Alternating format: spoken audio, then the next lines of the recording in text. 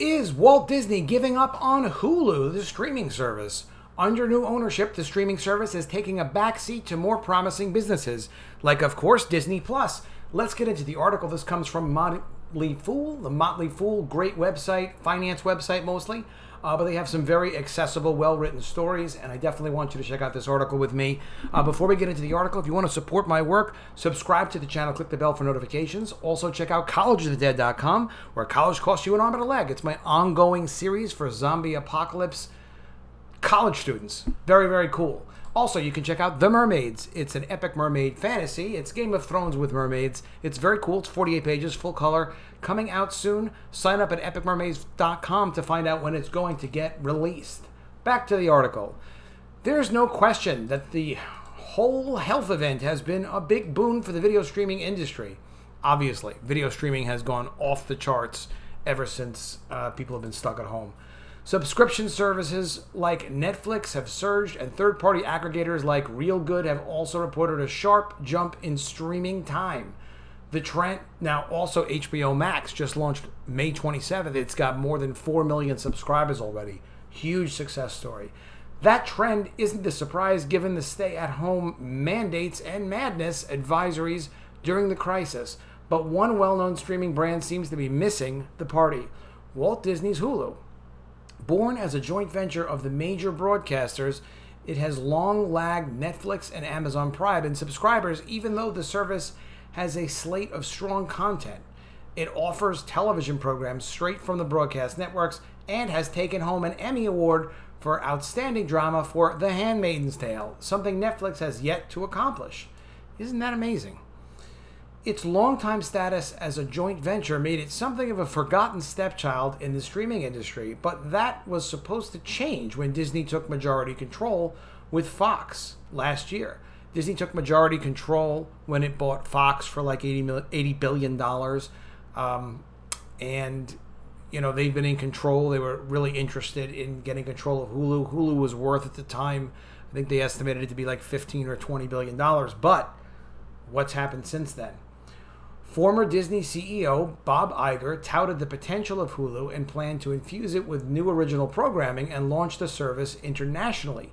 He also liked the service's appeal to young adults, which advertisers favor. Yeah, they have a great young adult demographic at Hulu. So, I mean, it was a great acquisition. However, more than a year after the Fox acquisition, Hulu is starting to look like it's forgotten again. In its recent earnings call, Disney announced that it would launch an international streaming service under Star, an Indian TV brand it acquired as part of the Fox deal, rather than Hulu. India is a huge entertainment market, and their Star TV was a really big value in the Fox deal. So they have great distribution through Star TV, that Indian division that Fox used to own. Well, Fox still owns, but now Disney owns Fox. And Hulu's growth has been underwhelming during the whole health event, especially considering we're in a streaming boom.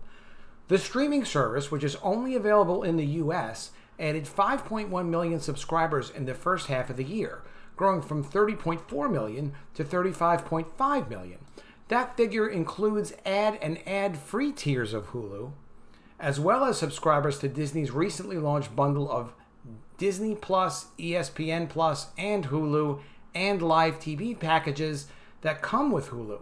It's not necessarily bad. Netflix saw similar subscriber growth in the US in the first half of the year, despite having about double the market penetration of Hulu. But Hulu seems to have missed its best opportunity to pick up market share, and with the pull-forward effect from the health event, subscriber growth is likely to substantially slow now. So what's happening with Hulu? Here's a few explanations. First, Disney Plus has stolen the show. Disney Plus has become the juggernaut in Disney's streaming arsenal. The service has brought in more than 60 million members since its launch last November. And it's naturally where Disney is investing most of its streaming resources. It's the platform that is hosting highly anticipated releases like Hamilton and Beyoncé's Black is King, and will continue to get that kind of marquee content. The platform has shattered the company's expectations, as management originally forecasted to reach 60 million to 90 million subscribers globally by 2024, and they haven't even rolled it out thoroughly globally yet. They're only in a few markets. It hit that range in less than 7 months. That is phenomenal. But Disney Plus's success leaves an even greater question mark hanging above Hulu, as Disney seems to be getting a better return on its investment and overall brand lift from Disney Plus. It's also great for their stock. A global platform rather than Hulu, which is only available in the US and whose brand identity still seems muddled. Yeah, what does Hulu stand for? What is Hulu all about? What does Hulu have on it that nobody else has on their streaming platforms? Disney restructured Hulu at the beginning of the year, making what was an independently operating business a cog in Disney's direct-to-consumer segment. Among the changes was the departure of Hulu's CEO and the loss of Marvel shows on Hulu that moved over to Disney+. As part of Iger's larger direct-to-consumer business now, Hulu is unlikely to get the resources and attention that Disney Plus does, increasing its chances of underperforming.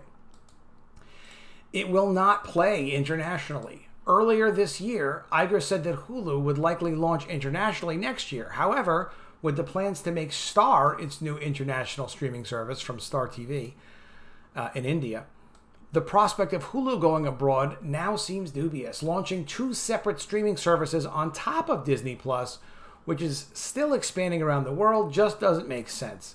And comments from CEO Bob Iger on the earnings call seem to put the kibosh on any kind of Hulu International. So ain't going to be no Hulu International launch. Chapek explained on the earnings call that Hulu aggregates third-party content, while the Star service will host Disney-owned content from ABC Studios, Fox TV, FX, and other such sources. Chapek also added, and Hulu also, I must say, has no brand awareness outside the US, and nor does Hulu have any content that's been licensed to it internationally. That shows that Disney would essentially be starting from scratch if it took Hulu outside the US. Additionally, Hulu's ad business won't transition easily to international markets. Looking at all those reasons, as well as Star's strength in India, it's clear why Disney is elevating that brand and not Hulu. But is Disney actually giving up on Hulu? Hulu was launched in 2008, but the brand has been a perennial money loser. It was expected to lose $1.5 billion last year, though now that's part of the Disney. Its results are included in the direct-to-consumer segment and not broken out on an individual basis. Hulu has a number of assets, including a strong advertising business, a much higher average revenue per user than Disney Plus, and also a broad content slate, but the brand exists in a corporate no man's land. Disney has agreed to take full control of Hulu in 2024, buying out Comcast's stake for at least $5.8 billion, but its future seems uncertain after the breakout growth at Disney Plus and the Star announcement. Part of the deal with Comcast is able to retain like 20% of Hulu, which they agreed to value at least $5.8 billion. But Disney's obviously, now that they have the success with Disney's Disney Plus and now the Star TV streaming service, it doesn't pay for Disney to invest a lot of money in Hulu. It's unfortunate, but that's the way things go. That's why you give up control of things like Comcast did. The future is God knows what. But that said, Comcast got paid very well for their stake in Hulu. Maybe they'll buy it back, though, from Disney and develop it for Universal, which Comcast owns. We'll see. With Hulu's growth likely to plateau following the lockdown period, Disney may want to consider other options for the tangential streaming service, such as selling it or combining it with a premium version of Disney Plus. As it stands now, carrying the loss-generating business with no significant plans to invest in it or expand looks like a mistake. Yeah, The Motley Fool is a great website. They have great financial advice. It's very accessible. It's very well written. I'm not giving financial advice, but I can recommend check out their site if you're interested in that. I also like this article from Barron's. Disney Plus is a huge plus for Disney shares. It looks as if Walt Disney is sprinkling some magic powerful pixie dust on its video streaming business. The company reported on Tuesday the Disney Plus service, launched in November, has 60.5 million subscribers, 4 years ahead of schedule. When you really think about that, what an incredible launch. And of course, going into the big health event, that helped them tremendously. But even before the big health event, they were up to like 24 million subscribers a month after they launched. It was still way ahead. Disney also said it would release the twice-delayed Mulan on Disney Plus rather than waiting for theaters to open. So now they're leveraging all of their 60 million Disney Plus subscribers to offer a paid version of Mulan because of the big health event and all the theaters being closed.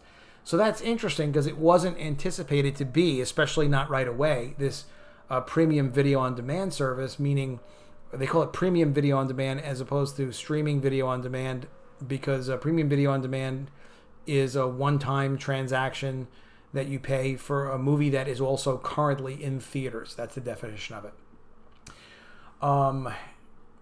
So they didn't even anticipate that utilization for Disney Plus when they launched Disney Plus. What's interesting about that is, and I've seen this in a few articles, if even 10% of the 60 million subscribers decide they want to see Mulan, that's going to equal, what, 6 million subscribers times $30. It's $180 million just from that one channel. Meaning that one window, that one opportunity, they can still sell it into all their other streaming and other future markets, and maybe even open it in theaters later. Who knows? The live-action remake of the 1998 animated film will be available on September 4th for an extra fee of $29.99. So I don't know if they're going to announce right away how that goes. We'll see what they say. But Trolls 2 for Universal did $100 million almost immediately, with them being able to keep 80% of that because Trolls 2 was released a few months ago through Universal, and that started a big fight with AMC Theaters, which now seems like it's been resolved with a joint venture with AMC Theaters.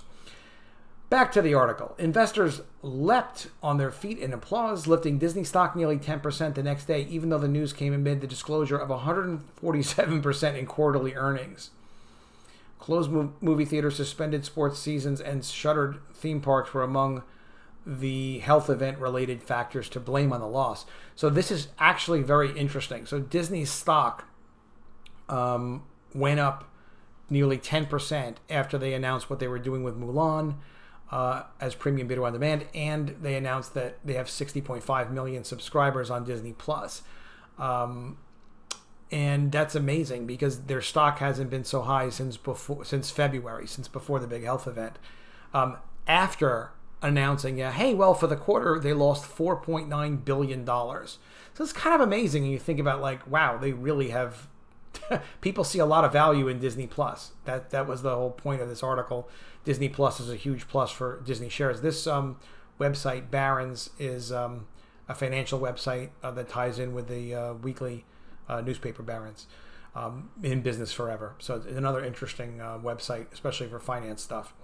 Quote, "This has clearly been a challenging year for Disney, but throughout, the company continues to surprise us with its success in digital rollout," wrote JP Morgan analyst Alex Quadrani. She rates the stock overweight, the equivalent of a buy, and calls it her top media pick. The company plans to keep up the momentum next year. It will roll out Star, an international streaming service with content from ABC, FX, and other Disney properties, similar to Hulu in the U.S., which we just read about. Overall, wrote Credit Suisse analyst Doug Mitchelson, with new CEO Bob Chapek now indicating an innovative and bold further pivot to streaming, we expect Disney shares to be even more aggressively positioned as a streaming growth story and eventual recovery play. Yeah, once the health event has kind of passed, whether it's tomorrow or in 6 months or a year, Disney will be pretty well positioned. Very, very interesting article. All right, definitely let me know in your comments below. Are you surprised about Disney's success? Do you think they're going to give up on Hulu or not? Looks like they might. Tell me what you think in the comments below. Subscribe to the channel. It's a huge help to me. Click the bell for notifications. Love having you as a subscriber. Appreciate that. And also check out collegeofthedead.com, where college costs you an arm and a leg. And take a look at epicmermaids.com, which takes you to the mermaids. Sign up for the email so I can let you know when it's going to be coming out. Love to have you on that email list. I will see you again soon with another video, and if I don't see you, I will miss you.